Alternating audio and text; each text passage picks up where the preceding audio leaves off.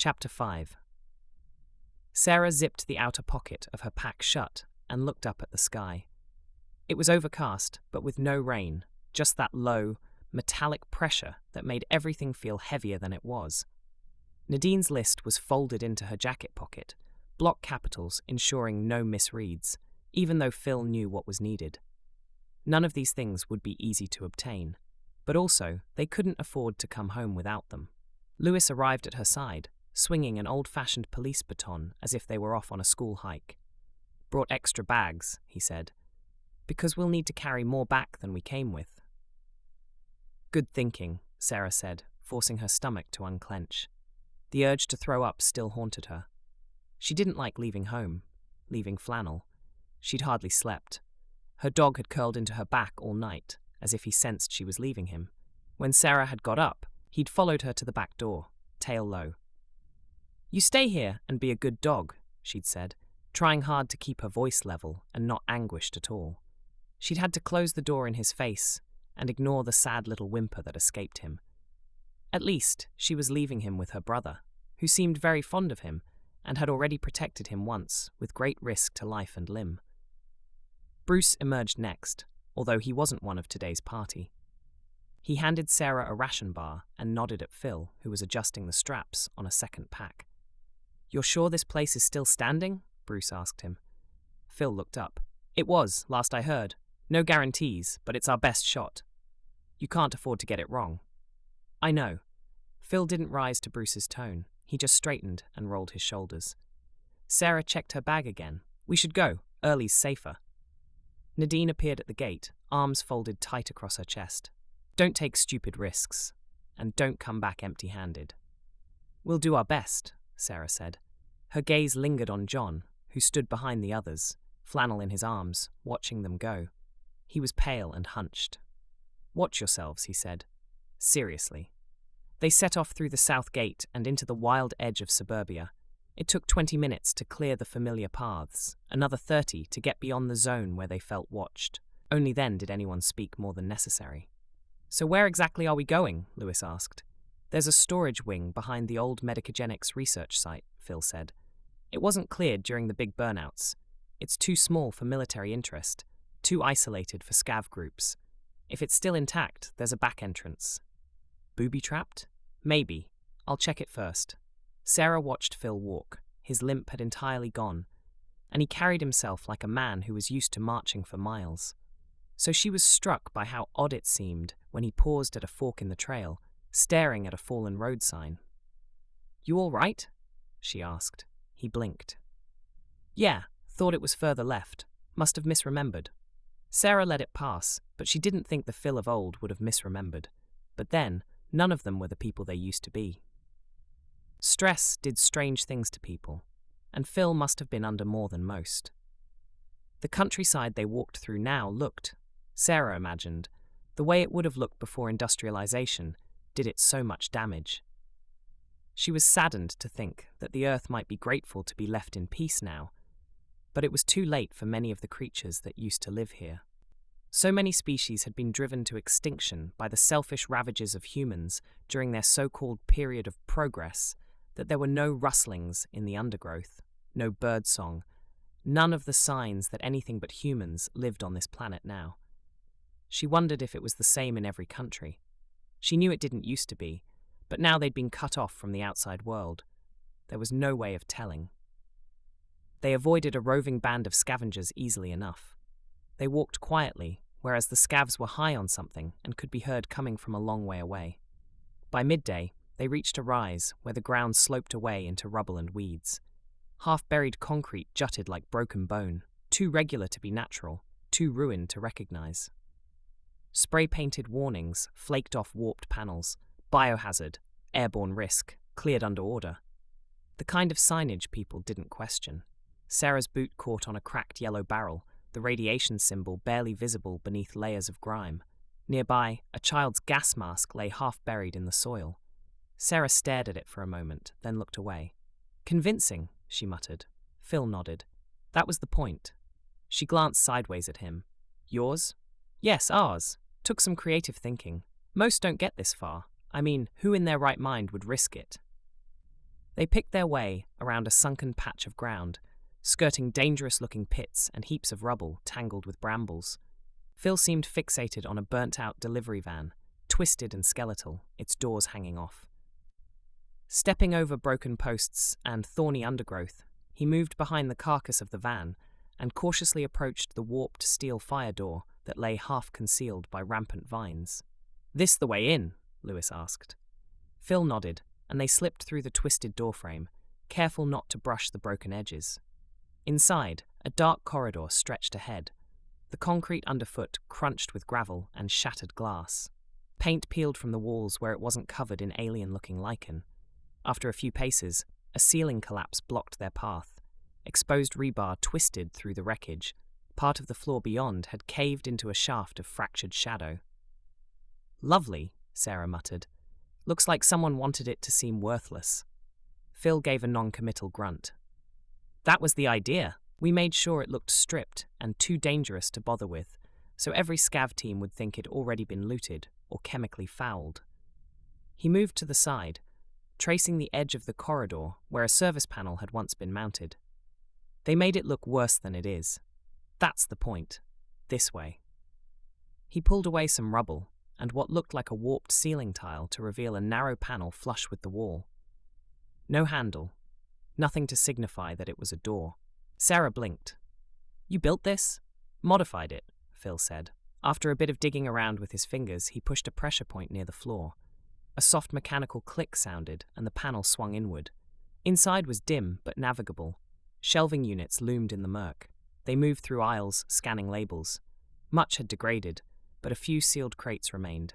It wasn't fast work, but it was promising. After an hour, they'd found several of the meds Nadine needed, and 2 sealed dialysis filters. Not enough, but something. Sarah rounded a corner and froze. A tarp-covered form lay half-hidden behind a knocked-over gurney. "Phil, Lewis." They joined her, and Phil pulled the tarp back. Mike. He was curled like he'd gone to sleep, face slack and strangely peaceful, but unmistakably dead. Apart from old, dried blood on his face, there was no obvious trauma. A bunch of test kits, a box of pills, and a scrap of paper were clutched in his hand. Lewis crouched beside Mike's still form and let out a slow breath. "Shit, Mike." He touched his shoulder and seemed reluctant to let go. He must have come here after he left the house, but how'd he know this place existed? Sarah pulled the piece of paper free and smoothed it out. Coordinates, directions, a rough sketch of the site's rear entrance. "Someone told him," she said. "Someone who knew what this place was." Phil stared at the paper, frowning. "It wasn't me." Sarah looked at the label on the box. Rexavirin. It looked as if he'd been overtaken by VF before he could treat himself. He must have suspected he had it. "He came here to get treatment," she whispered. "He left the house so as not to endanger us. He must have known what he had, what he was carrying. And still, he walked away from the house." She stared down at her old friend's lifeless face. "He didn't even say goodbye." Phil knelt down beside her. "Maybe he thought you'd stop him. Maybe I would have." Her voice caught. "Maybe I should have. This is all my fault. He must have caught VF when we were at that stupid dinner of Bev's." Lewis stood up abruptly, rubbing his eyes with the heel of his palm. "There's no point blaming yourself. Anyway, the timings don't work, if you think about it.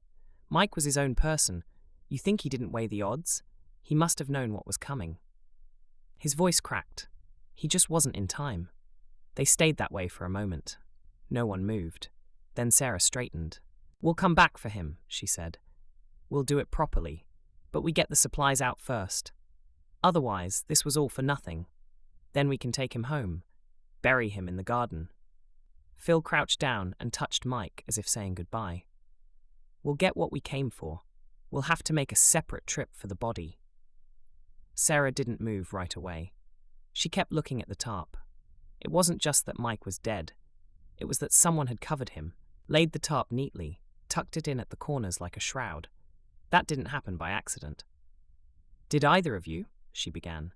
Phil and Lewis both shook their heads. "It was like that when we found him," Lewis said. "I thought maybe he did it himself." Sarah gave him a look.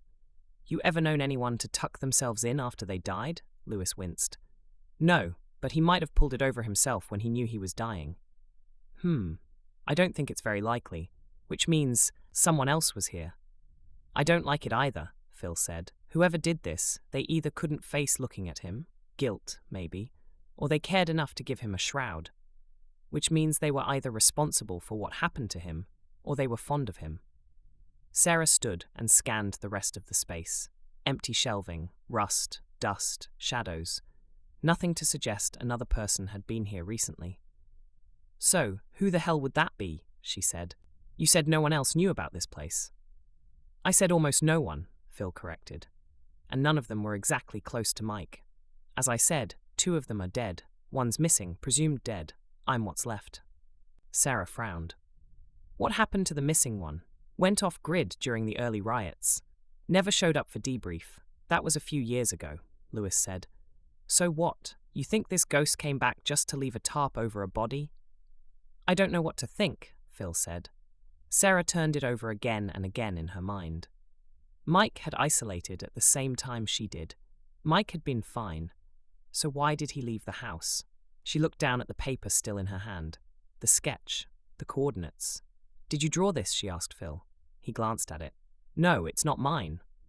Then who gave this to Mike? Someone gave him directions to this site. Maybe to help him. Maybe to get rid of him.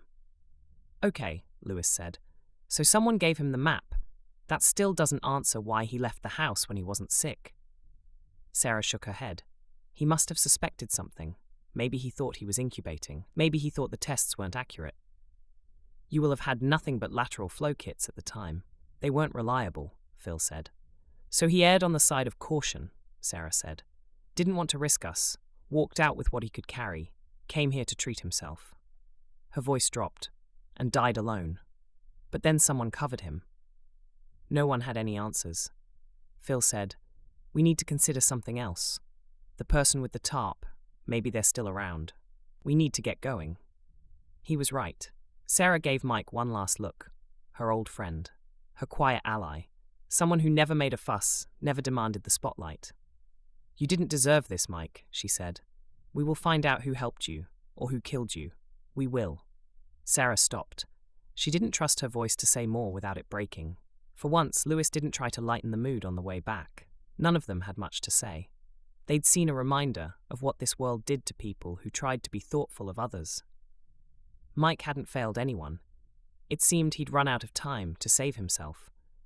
Sarah couldn't stop herself from rehashing that whole dinner with Bev and her husband, Steve. The lack of air filtration units, despite the promise there would be some. The sense of a normality at that dinner table that actually belonged in the past. And the deadly results of it. Donald, the neighbor, now dead. Steve, in ICU for weeks, now dead. Flora, forever mind-bound and bed-bound, incapable of living in reality anymore. And poor old Pat, lost in daylight nightmares, now locked away for her own safety. She'd thought she and Mike had got away with it. And perhaps they had. Lewis was right about the timings. They had gone into isolation and completed their fortnight. So why did Mike leave them when he did? She had the horrible feeling she would never know. They reached home by dusk. At the outer fence, they could see the house's security lights hadn't come on. The backup power must be out again. Before they could worry too much, Bruce had appeared out of the side gate. He gave them a quick scan and said, "Back in one piece." "You sound surprised," Sarah said. "I'm relieved, more like," he said. John appeared behind him, flannel squirming excitedly in his arms, wanting to get to Sarah. She caught him as he jumped and buried her face in his fur. "It's good to see you home," John said. "I'm so glad you made it, and not just because of the meds that will keep me alive." He took one of the bags from Lewis. Sarah noticed Lewis flinch and tried to take it back, but it was too late. Maybe Lewis hadn't wanted John to tax himself. It did look heavy, that bag, and Lewis was a thoughtful chap.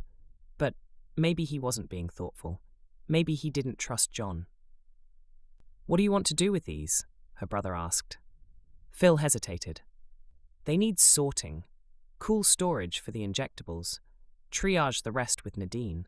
Actually, hand them all over to Nadine. She'll want to organize them." "I'll help you get them in," John said. He turned and started toward the kitchen, but Sarah could see he was moving slowly. Nadine had appeared and gave her a quick hug. "Yes," she said, looking in his direction. He's overdoing it. I'm so glad you're home with the meds. I'll get started on him with them tonight. She was as good as her word, and after John's first round of treatment, they gathered in the basement to go through the hall properly. Bruce grumbled about the lack of labeling, while Nadine jotted notes in her journal. Expiry dates had once been meaningless. Supplies were always used in time or simply replaced. Now, they used whatever they could find, long past the date, with no certainty of more. They just had to hope it still worked. Phil unpacked the last bag and pulled out a sealed canister. It was grey, squat, with a faded but legible label, Lot AR1 SK. That wasn't on my list, Nadine said. What is it? We found it in a side room, Phil said. We thought it might be worth bringing. No clue what it is. John reached for it. That's from the early serum trials, he said. Pre-split. Before they moved human stage testing to Gentexita South. Everyone looked at him. How do you know that? Sarah asked. John blinked. You must have told me. I didn't. The silence stretched. Must have read it somewhere, he said. Or heard it. I don't know. I'm tired, all right? Sarah bit the inside of her cheek. Something felt wrong, but she couldn't put a finger on it. At this point, she heard a sound that was decidedly out of place, a loud cracking from above. Then another, closer. Then shouting. Heavy boots. Shattering glass. A high, desperate bark from Flannel, who'd been snoozing at the top of the steps so she could keep an eye on everyone. Sarah looked up and saw her dog, hackles up, screaming howls at something out of her sight. What the? There were yells from upstairs. Something heavy overturned. Footsteps. Too many. Too fast. Gunfire. Gunfire inside the house. Down, Bruce shouted, already reaching to kill the basement lights. Nadine swore and ducked behind the metal shelving. Phil grabbed Sarah's arm. Get down, Sarah. But Flannel shrieked, and Sarah heaved herself to her feet to go and help her dog, whose claws she could hear scrabbling on wood. The basement door splintered inwards, and Flannel came tumbling down the stairs, yelping. He twisted in mid-air to face the door again, barking so hard he started to cough. Beams of light shot out around the space, sweeping back and forth as if searching. Then a man's voice. Secure the asset. He's down here in the basement. Repeat. A01 confirmed. Do not let him go. Sarah froze. They were coming for Phil. They were coming for their valuable experimental asset. What could she do? She was not going to let him go. Over her dead body. She turned to him, searching for something to use as a weapon. Anything. There must be something. Phil looked confused. What are they talking about? He muttered. Of course, he didn't know he'd been their number one subject. John had told her he probably didn't know. Too late to explain anything now. But the company must not be allowed to get him. But then came the boots. The snap of orders. Balaclavas. Guns. The room filled with black-clad intruders as they poured in, as if speeding down a chute. So many of them. There was no room to move, no room to lift a weapon, no room to run. Phil's body slammed into hers. She had no time to react before he shoved her sideways, both of them crashing behind a rack of shelves. Then, the world ruptured. Light and sound collided in a single, obliterating instant. A thunderclap inside her skull. A white-hot burst that wasn't light so much as pressure, shoving into her ears, her eyes, her lungs. She couldn't think, couldn't orient. Her whole body recoiled. The floor hit her shoulder. Her teeth clacked. Her vision vanished behind a flood of static. The noise was gone, replaced by a sharp, sickening ringing that drowned everything else. Her limbs were still moving, but she had no idea where to put them. She didn't know if she was hurt, or if this was just what it felt like to go deaf and blind all at once. Something was happening, all around her, but she was a second too slow, a beat too far behind to understand it. Shadows were everywhere, moving past her in jerks and flickers. A figure grabbed her arm. She jerked free, rolled, kicked someone's shin. Someone slammed her down. Phil was shouting. Sarah couldn't make out the words. Another figure came into view. Taller, no mask, female. Sarah blinked, struggling to focus. Hold position, the woman barked. No kills unless authorized. Then came another voice, calm, clear, clipped. ID confirmation required before extraction. No mistakes. That voice did not belong to any grunt. Sarah turned her head and saw John. He was on the ground, winded but struggling.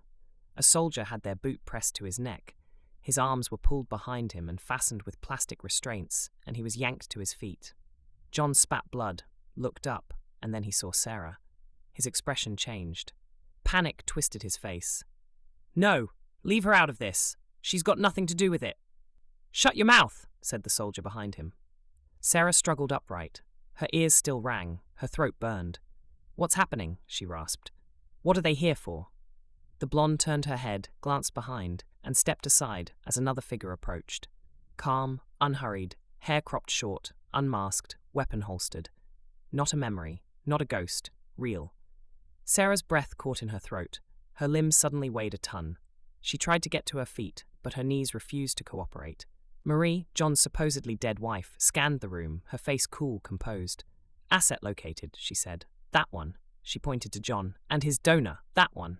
She pointed at Sarah. A hand closed on her upper arm. What is this? Sarah demanded. Marie? John struggled harder. Marie? Don't. We had time. I was working on her. But his wife barely glanced at him. The company doesn't pay for sentiment, John. 2 soldiers flanked her. Is this the correct donor? One asked. Marie nodded. Confirmed. I thought you were. John said you were dead, Sarah said. It was all she could think to say. It was a little fiction we cooked up to get your sympathy, but getting your sympathy and confidence was taking way too long, Marie said. Pain lanced up Sarah's neck as a needle was jabbed in. She fought, kicked. Someone grunted. Another blow caught her in the ribs and drove the breath from her lungs. Get her up the stairs, someone snapped. Don't damage her. Flannel, she gasped. But her head lolled as the sedative hit harder. They were dragging her now. She still noticed that the house was wrecked. Splinters, blood, shards of crockery. Someone was moaning somewhere. Bruce, Nadine, you didn't have to do it this way. That was John's voice. What did he mean? Marie's reply explained it. You weren't progressing. You promised results. The board got nervous. Sarah couldn't hold her head up anymore. It was too heavy. She let it fall back. She no longer cared. They crossed the threshold to the outside world. It was cold out here in every way. A large vehicle waited for them. Sarah was loaded into something padded and fastened in place. John, already restrained, was locked onto the rack opposite. The last thread of awareness in her snapped as the vehicle moved off, taking her away from the place that had once meant safety.